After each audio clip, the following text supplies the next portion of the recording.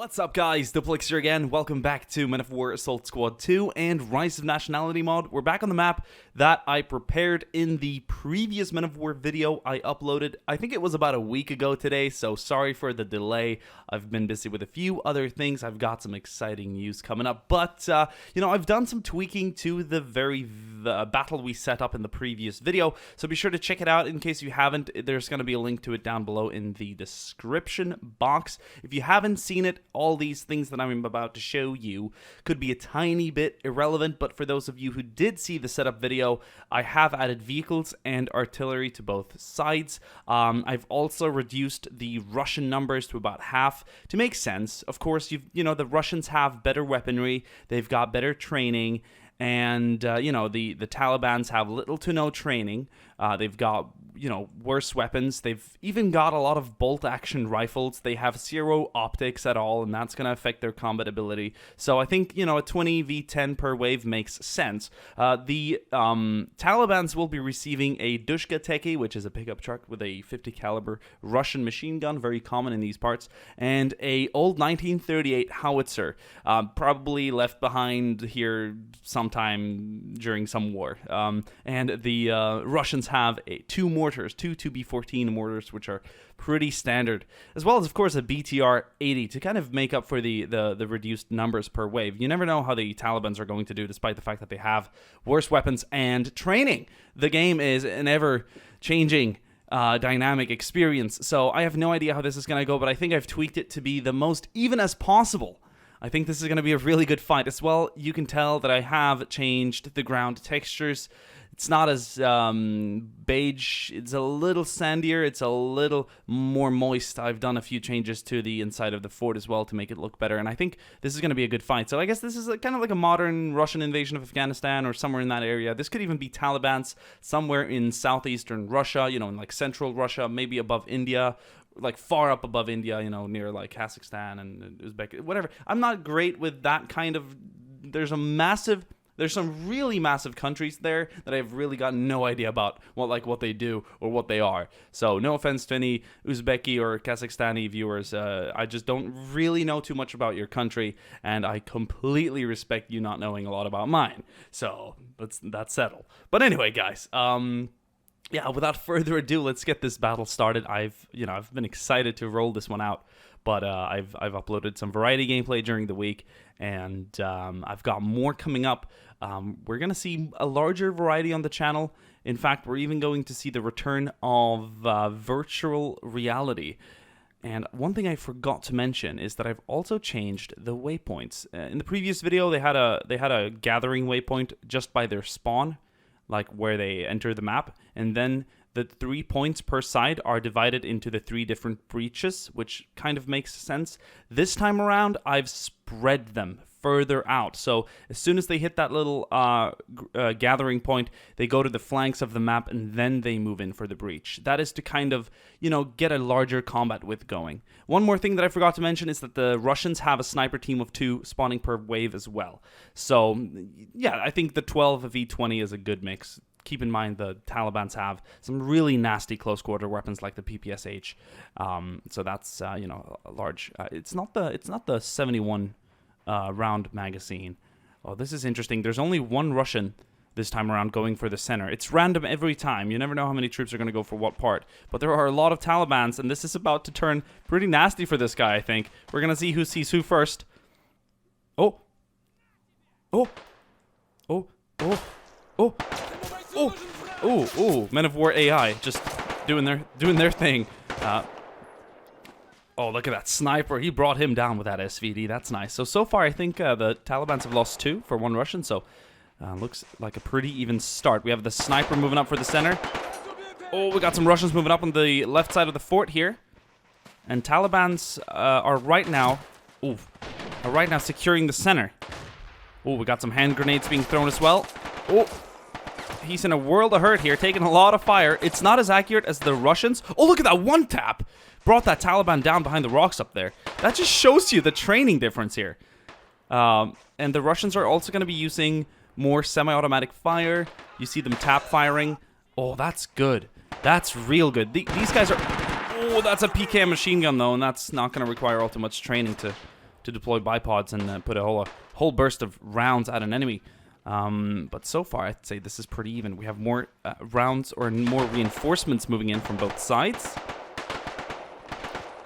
And the somewhat sporadic gunfire here and there is going to turn into a mayhem, a never-ending burst of rounds in just a couple of minutes as more and more troops are entering the field. But so far, the Taliban's control the fortress.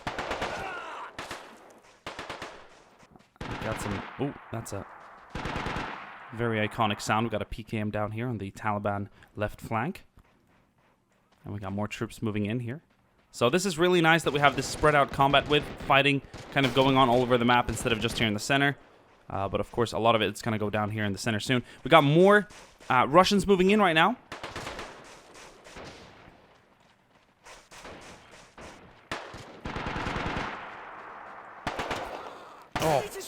Oh, Taliban down here in the low ground. At that range, skill is not going to come into much play. At that range, your optics are not going to matter much either. So now by each round, depending on how many Russians die or live, the Taliban are going to increase their numerical advantage. So the Russians have to be swift in kind of reducing the numbers of the Taliban each wave before they can receive reinforcements, or they are going to be in a world of hurt. Right now I see complete Taliban domination of this fortress.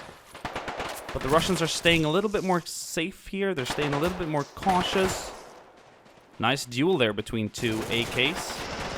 One in the hands of a trained VDV soldier from the 45th, and one in the hands of an untrained Taliban, probably experienced though in some type of warfare.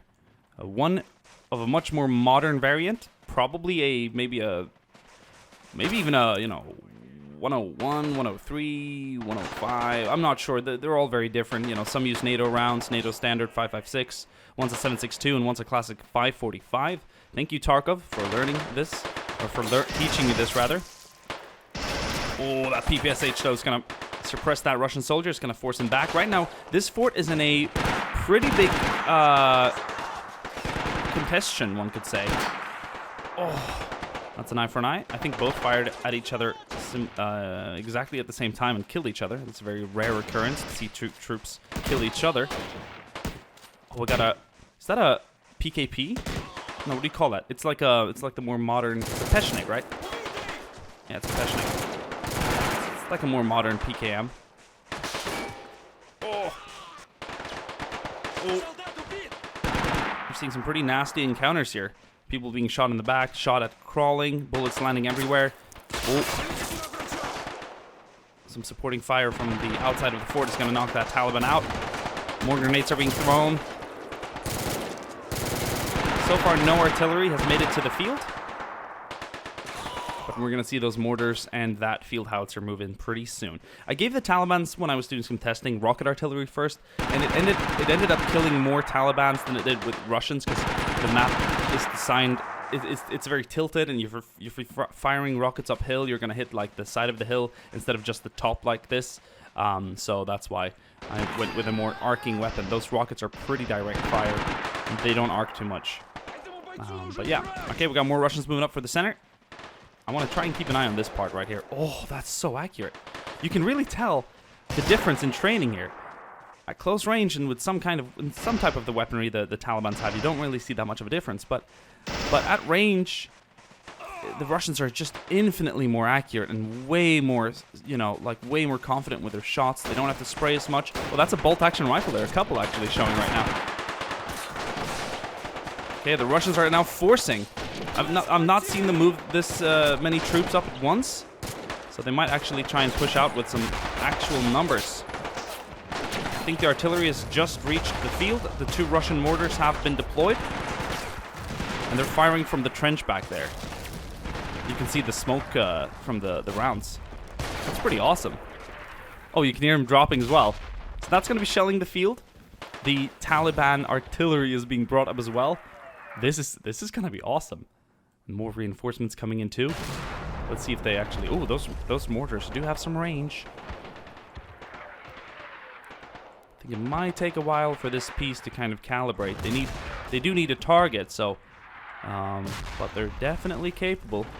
I mean, this is, when a round like this lands, it's going to be a lot more accurate and it's going to be a lot more deadly.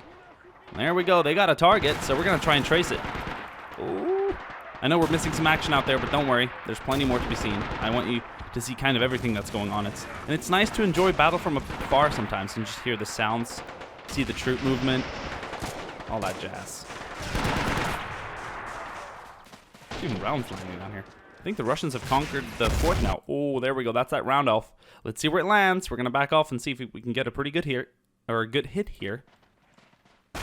Oh, that's nice. That wasn't really on any target, but with a slight adjustment, they can get one back here and they can kill a lot of Russian troops. Not too bad. Not too bad at all. So it's going to be infinitely more accurate than rocket artillery. And if the rockets hit in a similar place, imagine 10 times that run and more of them hitting down there. Oh, that's what I'm talking about. That was perfectly adjusted.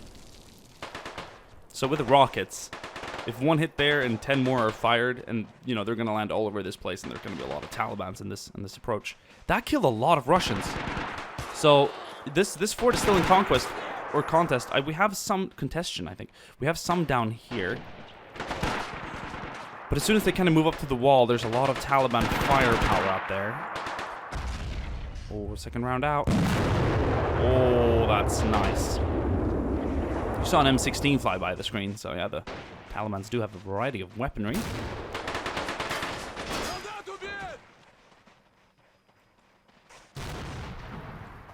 The Russians are moving in from the flanks here. We have some here going in on the left side.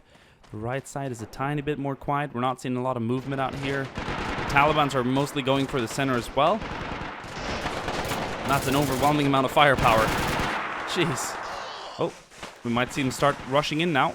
But we got Russians all over the opposite side of the fort, covering all the different breaches and entrances. But the Talibans could very well be able to do this with forced manpower. If they really push in with a lot of troops, they could establish themselves. They might need a little bit of an artillery support, an accurate strike, and they're set.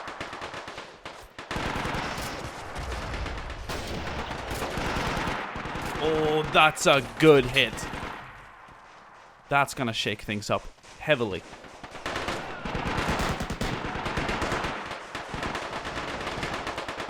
It'll be interesting to see what's gonna happen once the vehicles show up as well.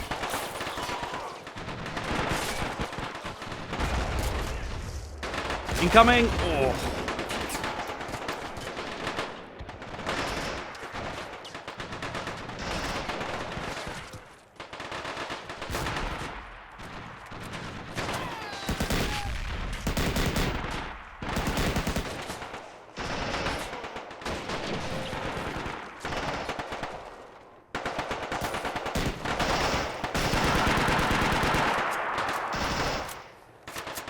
Oh, there we go. I hear the vehicles now. That's the truck coming in. Oh, okay. As per Taliban style, it has flipped. So, yep. I wish there was like a live stream capability right now where I could see like, say like, should we flip the truck or should we not? And I think like, BTR has arrived. The Russians are losing a lot of troops here. Like, if they send few up at a time, they're going to get just hammered by the amounts of just Taliban firepower. So I'm not saying the Russians are at a huge advantage. They're definitely not, just because they have the fort. The Talibans are nicely dug in outside, and they're going to try and move in slowly. Artillery's landing everywhere here, and that's going to kill a lot of Russians. But, okay, let's be honest here. We had 3 Talibans down here, all right? So we're going to bring them back, just because I can. Thank you guys for watching part 1 of the battle. I'm going to continue picking this pickup truck up, and I'll see you guys in part 2 coming out soon.